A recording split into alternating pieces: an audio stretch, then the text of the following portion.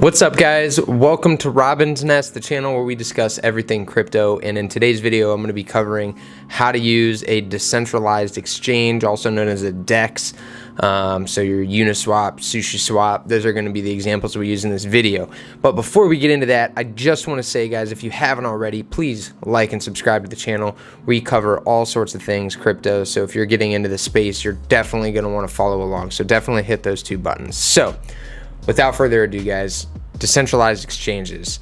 For those of you who don't know what a decentralized exchange is, I'm sure you've heard of Uniswap and SushiSwap, but if you haven't, what they are on-chain exchanges. What that means is it's not something like Coinbase, where it's a business that basically manages the trades and everything for you per se. They custody your tokens, they do all these sorts of things. It's not really you that's executing the trade, it's the exchange that is executing it for you. So something like Coinbase is often referred to as a centralized exchange, or a CHEX or CEX. A lot of people refer to it as that. So if you're scrolling through Twitter and you see people mention DEXs and CHEX, that's what they're talking about. So again, a CHEX is a centralized exchange, a DEX is a decentralized exchange. And then again, centralized would be your Coinbases, your Binances, your all the big business exchanges, and then your DEXs are going to be like your Uniswaps, SushiSwaps, those examples. So anyhow, like I said, the biggest difference is that one is completely on chain. It's really sort of run by the people, I guess I would say. There are teams behind them. So SushiSwap obviously and Uniswap have massive teams behind them, but they're working on sort of the functioning of it, whereas the people are the ones that provide the liquidity to make the trades with, and generate fees and that sort of thing. So it's really neat because it is entirely on chain. There's a lot more token offerings that are offered on DEXs that aren't on CHEX, and that's just because there's not as big of a listing process. It's not as expensive to list on a DEX. You can basically make a pairing for any two tokens on a DEX, which is why they're hugely popular, because people like to go there when they're speculating hard on a token that isn't yet launched on a CHEX, and try to get the head start. Now, I will say that is a very risky game. I'm not going to go to the ins and outs of that, but if you're looking to invest in a token that is not yet released on a CHEX because you're trying to sort of get ahead of the game, just make sure you're doing the research, because there are a lot of fake tokens on there. There are a lot of tokens that have terrible teams that don't go anywhere, that go straight to zero. So it's very important that you are doing your homework before investing in these really risky tokens. But with that being said, a DEX is going to be a very huge part of your interaction with blockchains. So if you're living off of an exchange, if you've moved your crypto off of an exchange, and if you don't know how to do that, check out my video. I'll tag it up above here. I just made that on how to move your crypto off an exchange, and I also have other videos discussing how to set up a wallet and things like that, so you can do that. If you're questioning how to do any of those things, check out my videos on that. So anyhow, getting back to DEXs, again, they're going to be a big use. They're going to be something that is super useful to you if you're off an exchange. So once you get off of a Coinbase, and you're doing everything on the blockchain, you're going to need a DEX, because your DEX is going to be how you make swaps without needing to go back to an exchange. So that is what we're going to cover today, is how to do those swaps, things to pay attention for when you're going to swap, so that way you can make sure that you are doing it properly. So I'm going to turn it over to my computer so I can show you guys there. Alright, guys, so I have the Uniswap website pulled up right now. The SushiSwap user experience is going to be exactly the same as Uniswap for the most part. There's some graphical things that are different, but Uniswap was the first DEX as we know it today, and SushiSwap quite literally copied them. So the experience is going to be exactly the same. If you understand how to use Uniswap, you're going to know how to use just about every DEX, because just about every DEX out there is a fork of either Uniswap or SushiSwap. So, having this experience will translate into all of the others. Now, there's some things that they've done since then to kind of spice things up and add some more utility. I'm not going to go into those today, but again, there is some differentiating pieces now just because a lot of time has gone by between then. The teams headed in different directions with their projects. So anyways, that's sort of besides the point because we're not going into those today. What we are going to be doing is going over how to make a swap on Uniswap. And again, this is exactly the same process on SushiSwap. So once you get to the Uniswap website, you'll click Launch App. Once you get here, this is the DEX. Okay, it doesn't look super complicated, but believe me, it's more complex than you realize. So in this case, if this first token that it shows is going to be what you are swapping. Okay, so this is the one that you're giving up to receive the other token. This one down here is the other token that you would be receiving. So this is, we'll click Aave here. So if I wanted to take my Ethereum and I wanted to turn it into Aave, this is how you would set that up. And if you wanted to switch it, you just click this arrow and it switches them. Now, there's a whole bunch of tokens listed on here, okay? A whole lot. And you can even add the token address in this search bar, and if there's a pool for it, you can do the swap.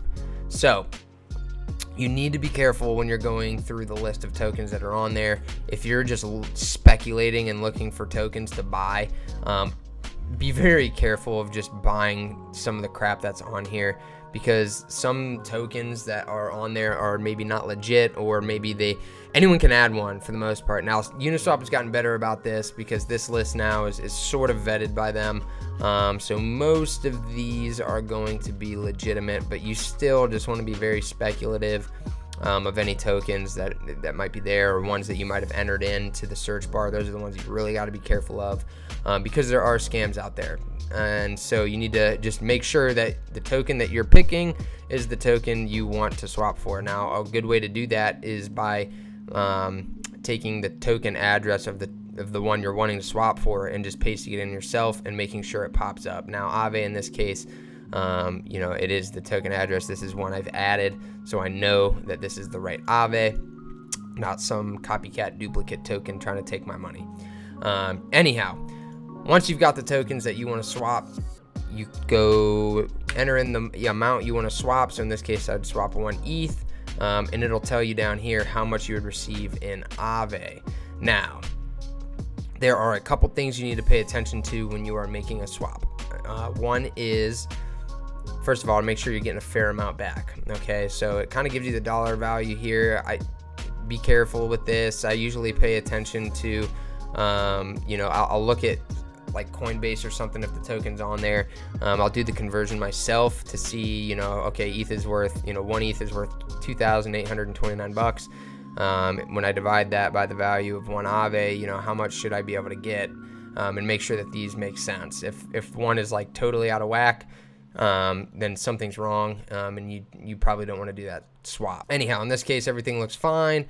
The next thing you need to pay attention to is the price impact. The price impact is quite literally what your trade is going to do to the price. So if I was trading a massive amount, I could move the price of Aave, and because of that, I will receive less Aave in return. Now, this is a market relationship, so this is beyond DEXs. So your impact, if you're trading large amounts, this is something you need to worry about. If you're not trading large amounts, this isn't as big of a deal, but you still need to pay attention to this, because if you're trading a very, very small coin, this can be very high, and this is literally the impact that the immediate loss you're going to receive on your money by doing this trade.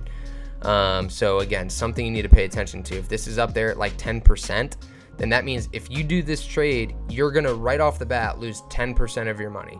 And that only happens when there is like very low liquidity. And what liquidity is just the amount of token that's there to trade. So when you get, some ETH and Aave are very big tokens. There's a lot of liquidity providers, a lot of people who put their money in for us to trade with.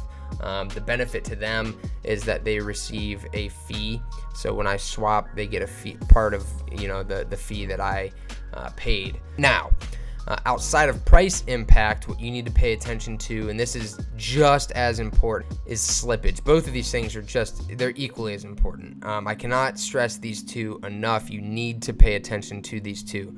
What slippage is the volatility risk between the time of when I click the confirm button to make the trade and when the trade actually executes. So if I'm swapping 1 Ethereum to 19.44 Aave, when I click that button, that doesn't necessarily mean that's how much Aave I'm going to get. It still has to execute the trade. So if I click that button and the volume is just off the charts between the two tokens I'm trading, the volatility is just crazy, and ETH goes down by $100 per ETH, then I'm gonna receive less Aave back at the end of this, okay? So again, what's quite literally happening is I click the button and my Ethereum is worth less by the time the transaction finishes confirming than when I click the button, and therefore I'm receiving less Aave back. Now this is a natural risk with any exchange you're on. This doesn't matter if it's a DEX or anything. There's, that sort of slippage is a real thing for everyone. So there's the auto tab, which basically it's calculating the slippage for you, and what it's trying to do is minimize the slippage while still allowing your trade to go through. Because what happens is if this is too low, like if I set this to like 0 slippage, then the trade is only going to go through if the exact prices that I clicked confirm at match up by the time the transaction confirms and the trade executes.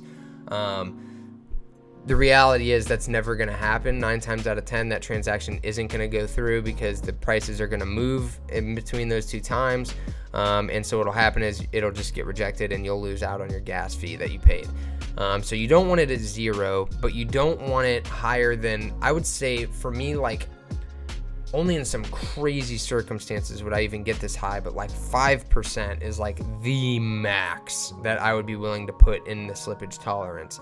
If you have to go above 5%, you're dealing with a sketchy token, or just things are just too volatile right now. It's a bad time to make a trade.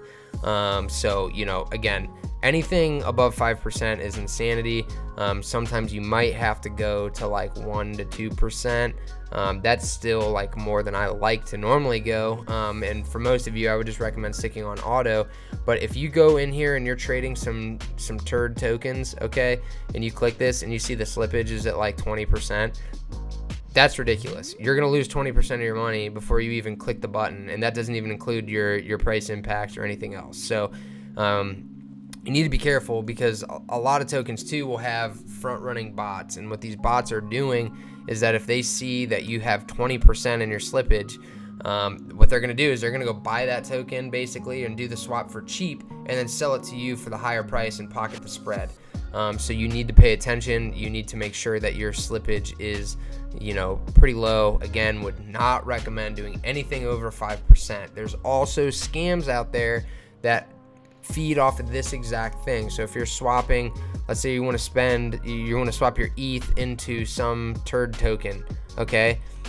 If you're swapping your ETH to turd token, what turd token might do and their team might do is that token really doesn't do anything, but they're hyping it up big time.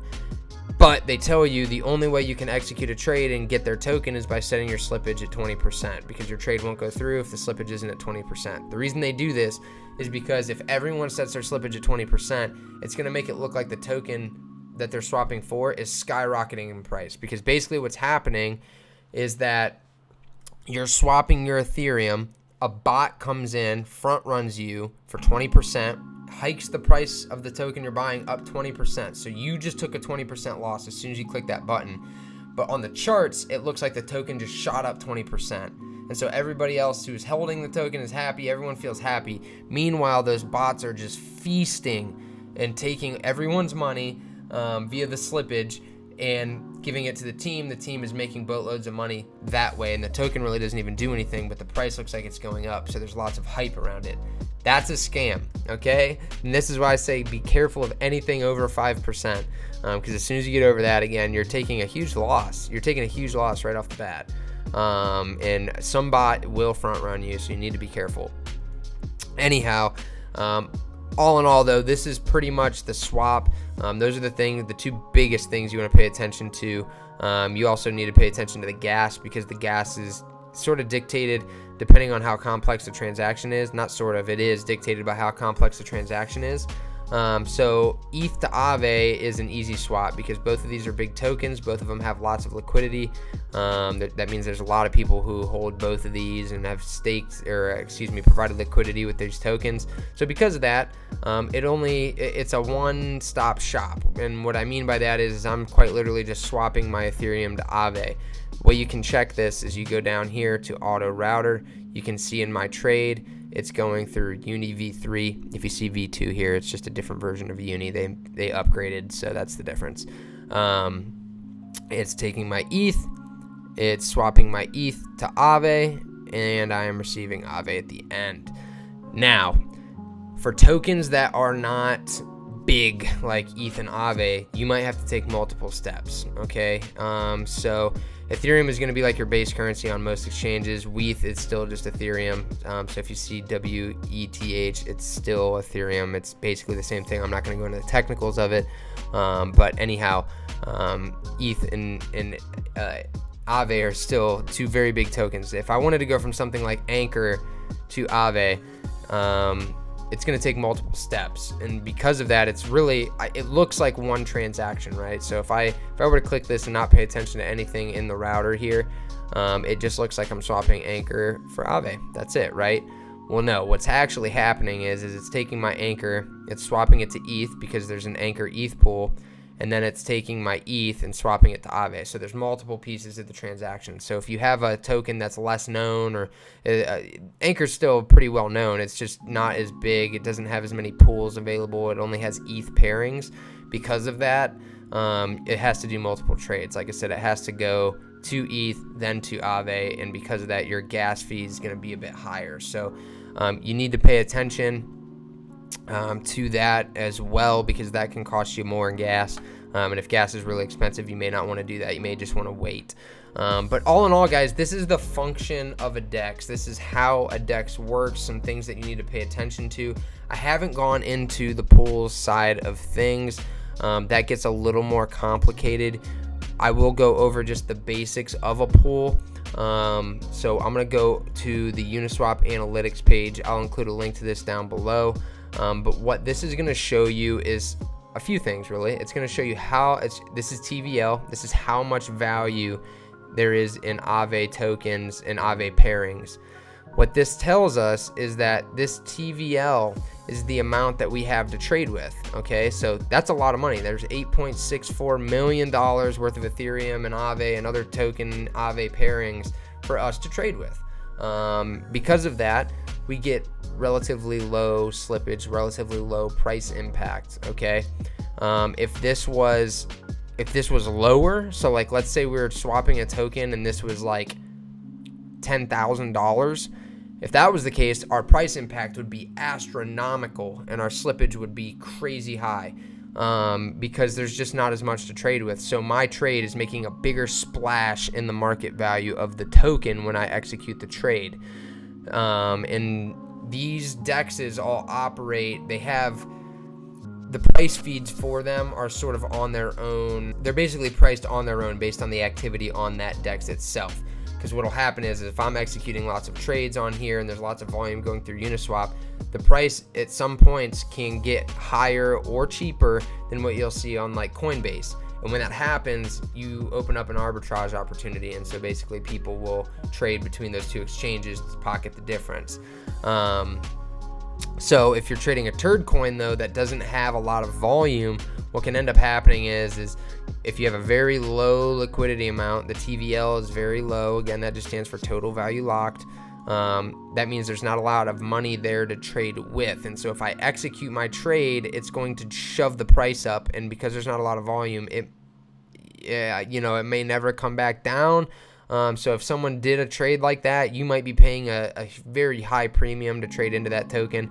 Again, you really don't want to play with anything. For me, it depends on the dollar amount you're trading, but I like to see $1 million plus in the tokens I'm trading. 500,000 plus is getting iffy because, again, the lower the TVL amount is, the bigger of a price impact you're going to have when you execute that trade, which is going to result into you, it's literally instant money loss. The price impact is money you're instantly losing. A slippage is money you're instantly losing. So you want to make sure that that's pretty minimal. And again, as you get into the turd coins that don't have a lot of liquidity, then it's not going to be minimal. So this is, if you scroll down here, you can see the different Aave pairings. Just like when we showed in, where'd it go? When we showed in this anchor thing, when you go down here and you click auto router, these are the different pools. In general, the DEX knows best. It's going to find you the quickest route and the cheapest route. That's what it's looking for, is the cheapest route. So you want to, you'll pay attention to that. But again, this is really something you need to pay attention to when you're making, especially if you're making like big trades. Because if you go in here, and I have one token here and another token down here, and I click this and I see that the price impact is like 50%, then I'll want to check the pool. So I'll go in and I'll see, okay, well, how much liquidity is there? The reason the price impact is so high is usually because there's no liquidity. There's no money in the pool for you to trade with. And so if you execute that trade, it's going to, you're going to take an instant 50% hit just because there's not money in that pool to trade with. So you need to pay attention to this, especially if you're going to be dabbling in turd coins. I don't recommend it. So anyways, guys, I know that is a ton. I know that this is like very complicated, and I'm trying to explain it in the best, most the easiest way possible without adding added confusion and things like that. I feel like each topic I went over in this video, like the different pieces, were things that you really have to know. So if you're going to use a DEX, it's important that you know these things so that you don't end up in a bad situation where you do a swap and then you go, where'd all my money go? Because that's irreversible. You can't go back once that has happened. So one last thing that you guys got to look out for too, and this is just another type of scam on DEXs, is a rug pull.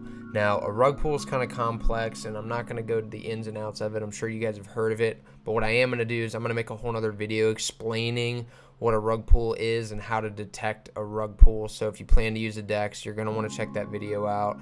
I should have it out soon, if not already when you're viewing this. And again, that's going to explain what a rug pull is, how to detect a rug pull. That way you don't become victim to one. If you don't fully understand the things that I went through, do some further research, okay? So that way you're at a point where you do understand it better, because that's only going to help you in the long run. Or you can dabble in it, just use a little bit of money. Don't use a lot of money. And just that way you can play around with it and see how it works. And then as you get comfortable with it, then you can start doing bigger trades and things like that. But anyways, guys, if there's something that maybe I didn't cover in this that you want to know more about, I'm going to be putting more videos out, so I might cover some of these topics, even before requested. But if there is something that I missed and you guys want it covered on DEXs, let me know down in the comment section. I'm happy to make a video on it.